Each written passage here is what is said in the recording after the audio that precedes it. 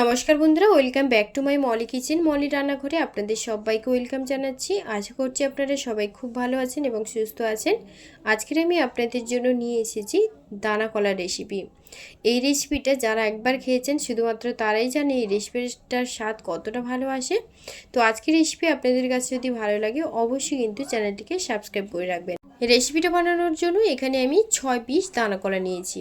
আর দানা কলাটা কিন্তু একদমই কাঁচা, আর এটা কিন্তু একদম গাছের কাঁচা মানে কলা, গাছ থেকেই পেড়ে কিন্তু আনা হয়েছে। এখন আমি কলাগুলোকে এক একটা করে ছাড়িয়ে নিচ্ছি, আর ছাড়িয়ে নেওয়ার পর কলাগুলোকে ভালো করে কেটে নেব। দেখুন কলাগুলো দেখতে কতটা সুন্দর না। আর এই কলাগুলোর দানা কিন্তু ভীষণ হয়, প্রচণ্ড পরিমাণে এই কলার মধ্যে দানা হয়। আর এই কলাগুলো কিন্তু খেতে খুব ভালো লাগে। আর এই কলাগুলোর কিন্তু ভীষণ উপকার আছে।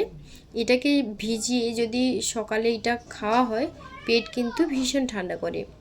আর এই যে দেখুন দানাগুলো কিন্তু ভীষণ শক্ত। এই দানাগুলো যদি একদম নরম হয় তাহলে কিন্তু এটাকে সেদ্ধ করে ফেলে দেওয়ার কোনো দরকার নেই।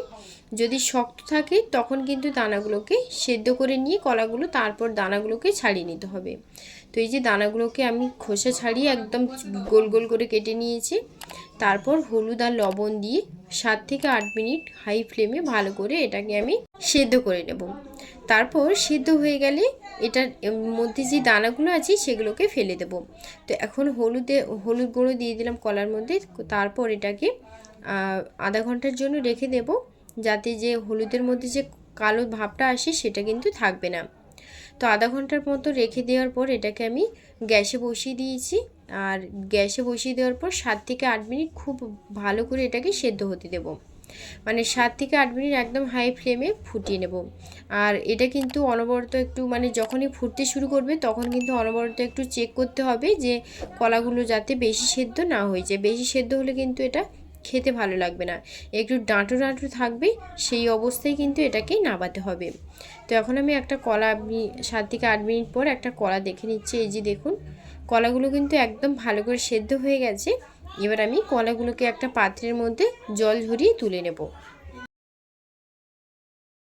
তো বন্ধুরা কলাগুলো কিন্তু খুব ভালো করে সেদ্ধ হয়ে গেছে। এই যে দেখুন একদম ভালো করে কিন্তু কলাগুলোকে 7 থেকে 8 মিনিট ধরে সেদ্ধ করে নিয়েছি। আর এবার আমি কলাগুলোকে জল ঝরিয়ে একটা পাত্রের মধ্যে রেখে দেব। তো এখন গ্যাসটা অফ করে দিলাম, দেওয়ার পর কলাগুলোকে জল ঝরিয়ে নিয়েছি। কলাগুলো জল ঝরিয়ে নেওয়ার পর দেখুন আমি একটা পাত্রের মধ্যে নিয়ে নিয়েছি। আর এখন আমি কলার যেই দানাগুলো আছে সেগুলোকে বাদ দিয়ে দেব। তো দেখুন কলাগুলো কিন্তু খুব সাবধানে ছাড়াতে হবে। আর এটাকে কিন্তু একদমই ভাঙা যাবে না, কারণ এটা ভেঙে দিলে কিন্তু এর টেস্টটা খুব একটা ভালো আসে না। এরকম গোটা গোটা থাকবে, রান্না করলে কিন্তু খুব ভালো লাগে। তো একদিক ছাড়িয়ে দানাগুলোকে একদম আলতো হাতে দানাগুলোকে বের করে নেব। দেখুন দানাগুলোকে বের করে নিয়েছি সবগুলো। আর অপর সাইডেও একইভাবেই দানাগুলোকে বের করে নেব। এই যে দেখুন অপর সাইডেও কিন্তু দানাগুলো আছে সেগুলোকে বের করে নিচ্ছি। এই কলাগুলোতে ভীষণ পরিমাণে দানা হয়, আর তার জন্য কিন্তু এই কলাগুলো ভীষণ উপকারী। এটা তো সব দানাগুলো কিন্তু আমি একইভাবে ছাড়িয়ে নেব।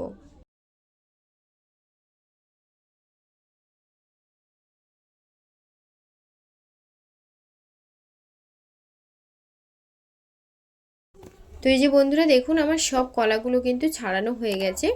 দেখুন একটাও কিন্তু কলার মধ্যে দানা নেই, সব কলাগুলো একইভাবে ছাড়িয়ে নিয়েছি। আর এই এতগুলো কলার মধ্যে দানাগুলো কতটা হয়েছে সেটা আপনাদেরকে দেখাচ্ছি। তো এই যে দেখুন বন্ধুরা 6খানা কলা থেকে কতগুলো দানা বের হয়েছে। এই দানাগুলো যখন মানে কেউ সেদ্ধ না করে যখন রান্না করবেন এটা কিন্তু একদমই ভালো লাগে না খেতে। দানাগুলো কিন্তু অবশ্যই আপনারা বের করার চেষ্টা করবেন। তো এই যে দানাগুলো কিন্তু আমি এখন ফেলে দেব। আর এবার রান্নাটা করার জন্য ফ্রাইং প্যানে বেশ কিছুটা পরিমাণে তেল দিয়ে দিলাম। আর এই রান্নাতে একটু মশলার পরিমাণটা কিন্তু একটু বেশিই লাগে, না হলে কিন্তু রান্নাটা খেতে খুব একটা ভালো লাগে না, মানে একেবারেই না ভালো লাগে না বললেই চলে। তো এর মধ্যে 1 চামচের মতো 5 ফোড়ন আর 4 থেকে 5টা কাঁচা লঙ্কা দিয়ে দিলাম। তারপর 2 থেকে 3টে পেঁয়াজ একদম কুচি কুচি করে কেটে রেখেছিলাম সেটাও দিয়ে দিলাম। দেওয়ার পর এটাকে ভালো করে প্রথমে ভেজে নিতে হবে, একদম লাল লাল করে পেঁয়াজটাকে ভেজে নিতে হবে। তারপর এর মধ্যে আমি বাদবাকি মশলাগুলো অ্যাড করব। এই মানে দানা কলাতে সবথেকে মানে যে মশলাটা বেশি দিলেই রান্নার টেস্টটা সবথেকে ভালো আসে সেটা হচ্ছে পেঁয়াজ বাটা। এই রান্নার টেস্ট বাড়ানোর জন্য পেঁয়াজ বাটাটা কিন্তু অবশ্যই দিতে হবে, না হলে কিন্তু এই রান্নাটা খেতে একদমই ভালো লাগে না। তো দেখুন বন্ধুরা, পেঁয়াজটাকে ভালো করে ভেজে নিয়েছি। তো এবার আমি এই পেঁয়াজের মধ্যে দিয়ে দেব আদা রসুনের বাটা 1 থেকে 1.5 চামচের মতন। আদা রসুনের বাটা দেওয়া হয়ে গেলে এবার আমি এটাকে ভালো করে প্রথমে ভেজে নেব। যতক্ষণ না আদা রসুনের যে কাঁচা গন্ধটা থাকে সেটা যাতে চলে যায় ততক্ষণ পর্যন্ত কিন্তু আদা রসুনটাকে ভালো করে কষাতে হবে। আর এই রান্নাতে একটু তেলের পরিমাণ কিংবা মশলার পরিমাণটা যত বেশি দেবেন ততই কিন্তু এই রান্নাটা খেতে ভালো লাগবে। আর এই রান্নাতে একটু কুচো চিংড়ি কিন্তু একটু বেশি স্বাদ হয়।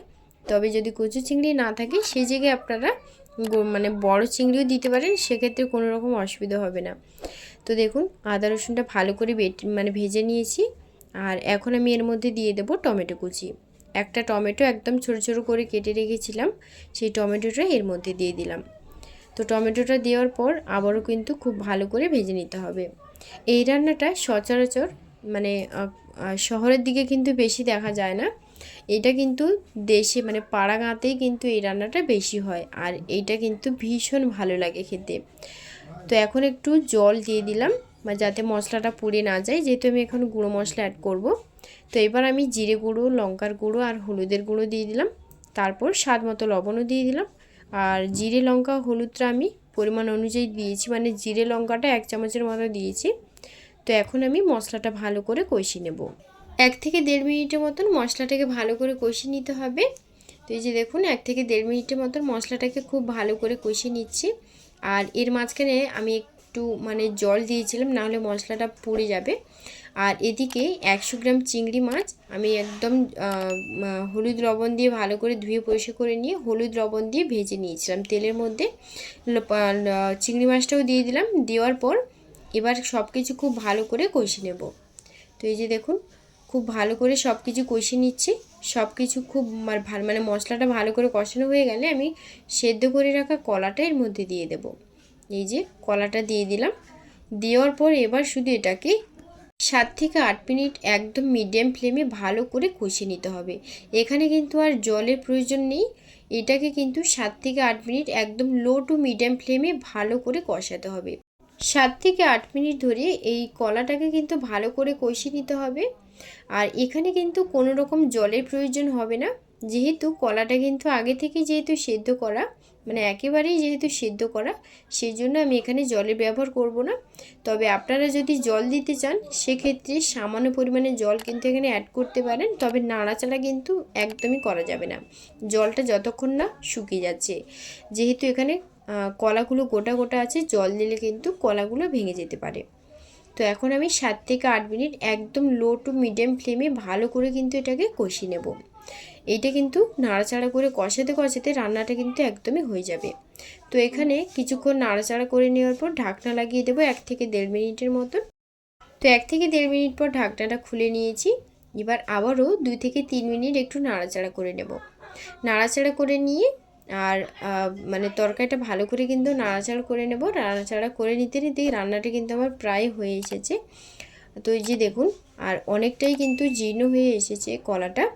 আর এটা থেকে কিন্তু সামান্য পরিমাণে জলও বেরোতে থাকবে, সেটা কিন্তু একদম ভালো করে শুকিয়ে নিতে হবে, না হলে কিন্তু তরকারিটা খেতে ভালো লাগবে না।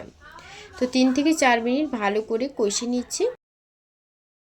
তো বন্ধুরা 3 থেকে 4 মিনিটের মতন ভালো করে কষানো হয়ে গেলে আমি এর মধ্যে দিয়ে দিচ্ছি একটা মিডিয়াম সাইজের পেঁয়াজ কুচি, একদম গ্রেট করে রেখেছিলাম, বাটিনি মানে একদম গ্রেট করে রেখেছিলাম, আপনারা চাইলে বেটেও নিতে পারেন।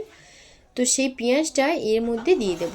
পেঁয়াজ বাটাটা আপনারা যখন মানে তরকারিটা হয়ে আসবে তখন কিন্তু পেঁয়াজ বাটাটা দিয়ে 1 থেকে 2 সেকেন্ড মতো নাড়াচাড়া করে তারপর কিন্তু রান্নাটা নামিয়ে নেবেন, মানে গ্যাসটা অফ করে দেবেন। তাহলেই দেখবেন এই রান্নার স্বাদটা দ্বিগুণ হবে। তো এখন আমি পেঁয়াজ বাটাটা দিয়ে দিলাম। তো তারপর 2 থেকে 3 সেকেন্ড ভালো করে কিন্তু এটাকে নাড়াচাড়া করে কষিয়ে নেব, তাহলে কিন্তু রান্নাটা একদম কমপ্লিট। তো এই যে দেখুন বন্ধুরা রান্নাটা কিন্তু আমার একদম কমপ্লিট। এবার আমি গ্যাসটা অফ করে দেব। গ্যাসটা অফ করে আপনাদের সার্ভ করে দেখাবো। তো বন্ধুরা দানা কলা যদি আপনাদের বাড়িতে থাকে তাহলে অবশ্যই কিন্তু এইভাবে একবার ট্রাই করে দেখবেন, দারুণ লাগে খেতে। এই রেসিপিটা ভীষণই সুন্দর হয়, আপনারা অবশ্যই একবার হলেও ট্রাই করে দেখবেন। আজকের রেসিপি আপনাদের কাছে যদি ভালো লেগে থাকে তাহলে লাইক কমেন্ট শেয়ার করতে ভুলবেন না। এবং চ্যানেলটিকে সাবস্ক্রাইব করে নেওয়ার জন্য অনুরোধ। সবাই খুব ভালো থাকবেন, ধন্যবাদ।